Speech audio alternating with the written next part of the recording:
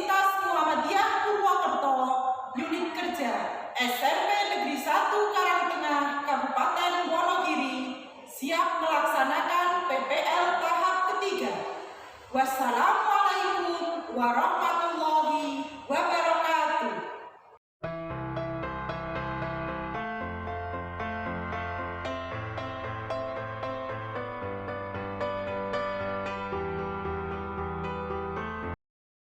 Assalamualaikum warahmatullahi wabarakatuh. Selamat siang anak-anak. Bagaimana kabar kalian? Alhamdulillah.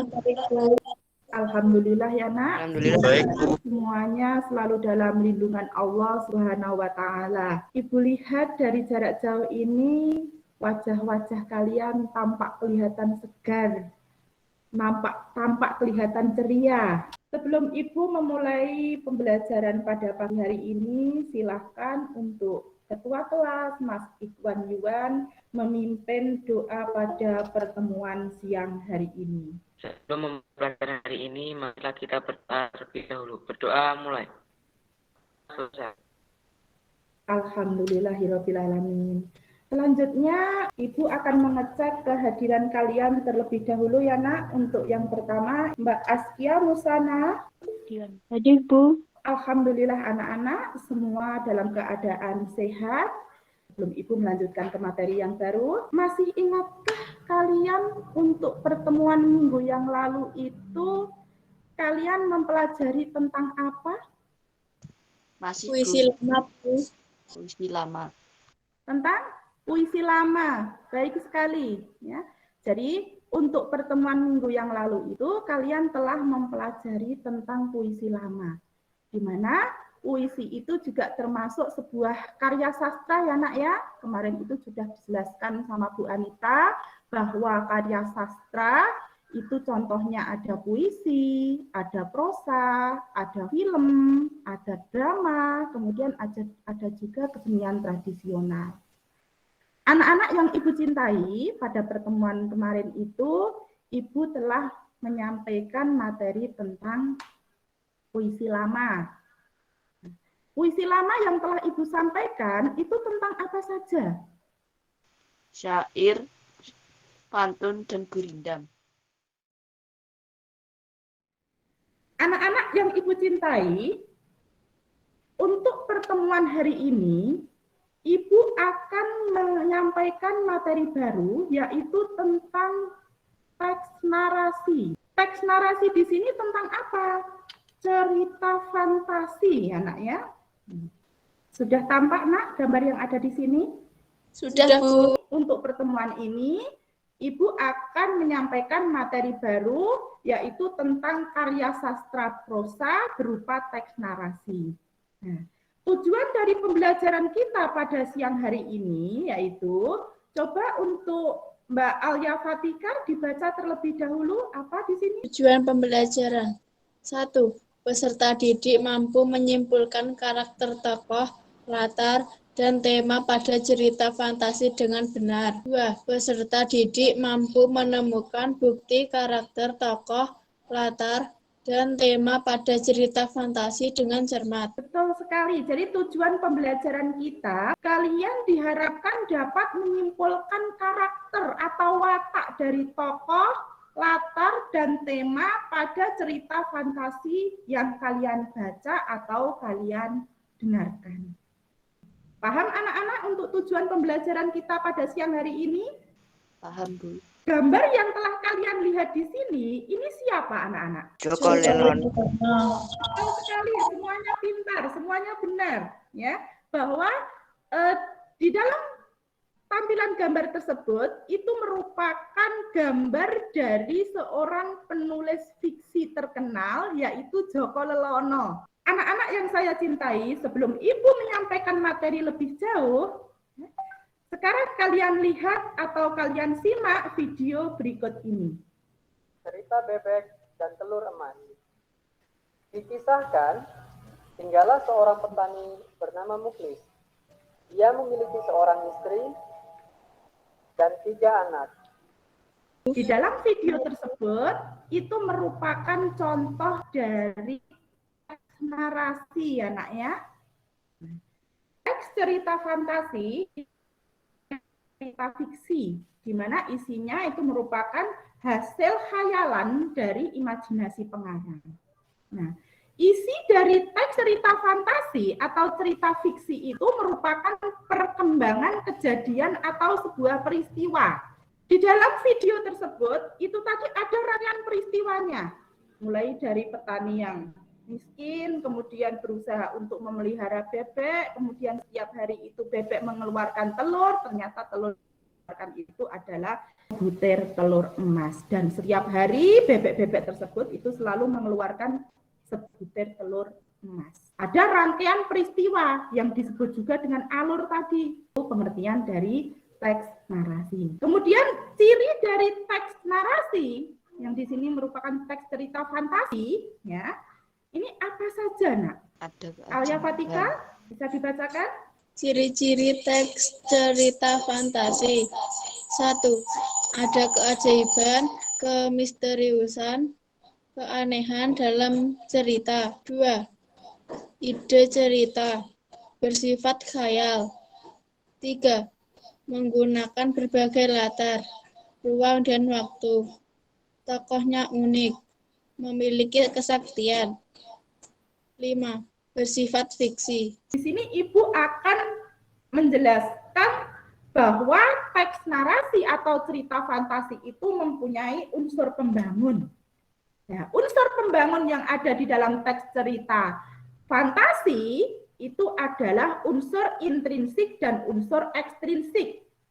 Di mana untuk pertemuan hari ini kita membicarakan untuk unsur intrinsiknya dulu. Untuk unsur ekstrinsiknya nanti kita bicarakan pada pertemuan yang akan datang. Anak-anak, untuk unsur intrinsik yang ada di dalam teks cerita fantasi, ini diantaranya ada tema, ada tokoh, kemudian ada alur cerita, ada latar cerita, ada amanat, dan ada sudut pandang. Dari cerita fantasi, di sini ada dua macam. Yang pertama itu ada cerita fantasi total, di mana cerita fantasi total, ini isi dari cerita fantasi itu adalah tidak terjadi di dalam dunia nyata. Jadi isinya itu tidak terjadi di dalam dunia nyata. Nah, contohnya apa? Contohnya itu adalah cerita yang berjudul Kekuatan Ekor Biru Nataga. Itu juga bisa kalian lihat pada buku paket halaman 45. Kemudian yang kedua, ada cerita fantasi sebagian atau irisan. Di mana cerita yang mengungkapkan fantasi tetapi masih menggunakan nama-nama dalam kehidupan nyata. Jadi isinya itu sebagian masih menggunakan nama-nama, latar, maupun tema yang ada di dalam kehidupan nyata. Sebelum Ibu lanjutkan, sampai di sini mungkin ada yang mau ditanyakan? Tidak, Bu. Jika tidak ada, Ibu akan memberikan tugas pada kalian. Siap anak-anak diberi tugas oleh Ibu? Siap, Bu. Alhamdulillah. Sebelum Ibu memberikan tugas pada kalian, di sini Ibu akan membentuk kelompok terlebih dahulu. Yang dalam satu room ini akan Ibu bagi menjadi 3 kelompok. Kebetulan ini di sini Ibu sudah membuatnya. Jadi dalam satu ruangan ini, dalam satu room ini akan Ibu bagi menjadi 3 kelompok. Tugas kalian ini akan Ibu share di WhatsApp grup kelas kalian. Sudah sampai anak-anak? LKPD? Sudah, Bu. Sudah, Bu. Iya, oke. Sudah ya. Tugas kalian yang pertama, ini adalah menyimpulkan karakter tokoh. Tugas yang kedua, kalian diminta untuk menemukan bukti dari karakter tokoh, latar, dan tema pada cerita yang telah kalian baca. Sekarang kalian kerjakan. Ibu akan selalu memantau diskusi kalian.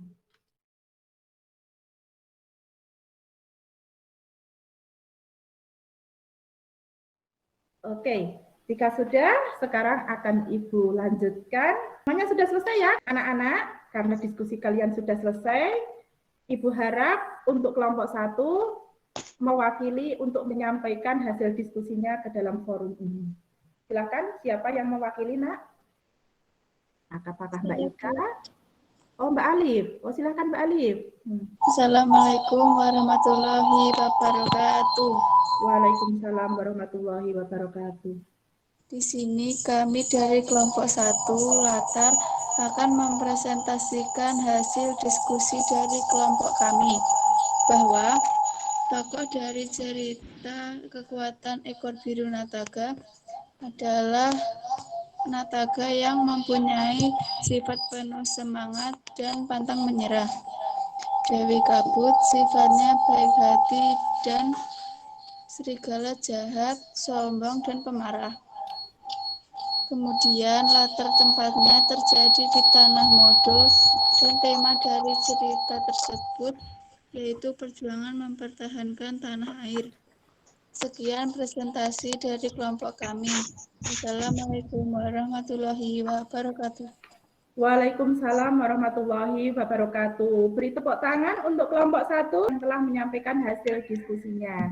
Alhamdulillah untuk kelompok 1, 2, dan 3 semuanya telah menyampaikan hasil diskusinya di room ini. Kemudian untuk materi pada siang hari ini, coba materi apa yang kalian dapatkan pada pertemuan kali ini, Nak? Ada yang masih ingat materi apa yang telah Ibu sampaikan tadi? Ya, Mas Vinanda, tentang apa, Mas? Tentang cerita fantasi, Bu, di mana dalam cerita tersebut ada keajaiban di dalam cerita. Iya, tentang teks cerita fantasi, yang mana di dalam cerita tersebut ada keajaiban di dalam diri tokoh-tokohnya. Tadi bisa kita pesan. Jadi, pada pertemuan kali ini tadi, kita telah mempelajari tentang teks narasi, di mana teks narasi itu merupakan teks yang isinya itu berupa khayalan, hasil dari imajinasi pengarang. Terus, selanjutnya, teks cerita fantasi itu juga ada 2 jenis.